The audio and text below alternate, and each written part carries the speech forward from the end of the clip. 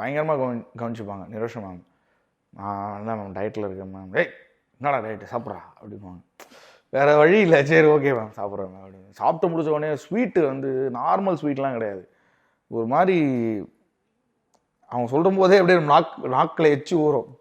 டேய் இது என்ன பால்கோவா தெரியுமா, கொல்கத்தா பால்கோவா, கொல்கத்தா குலாப்ஜாம் பண்ணுவாங்க. ஐயோ இன்னைக்கு எக்ஸ்ட்ரா 30 நிமிஷம் ஓடணும் போலையே ட்ரெட்மில்ல அப்படின்னு சொல்லிட்டு அதுக்கெல்லாம் ரெடி ஆகி தான் உள்ளே போவோம். நான் நார்மலாகவே ரெடி ஆகி தான் உள்ளே போவேன். நிமிஷம் மேம் நிறைய வச்சுருப்பாங்க. சரி ஓகே, சாப்பிட்டு எப்படி நம்ம அதை எப்படி உடம்புலேருந்து வெளியே எடுக்கலாம் அப்படின்ற ப்ராசஸை யோசிச்சுட்டு தான் நான் உள்ளே போவேன். அந்த மாதிரி பயங்கரமாக கவனிச்சுப்பாங்க நிரோஷா மேமை.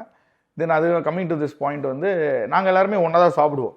ஒன்றா சாப்பிடும்போது என்ன ஆகும்னா, சம்டைம்ஸ் வந்து 4 பேருமே வந்து தெலுங்கில் பேசிப்பாங்க. நான் பேந்த முழிச்சிக்கிட்டே இருப்பேன், அப்படியே அப்படி பார்த்துட்டே இருப்பேன். அப்படியே எல்லாரும் என்னை பார்ப்பாங்க, திரும்பி பார்ப்பாங்க, எந்திராது அப்படின்னு. அந்த மாதிரி தான் நான் பார்த்துட்டே இருப்பேன்.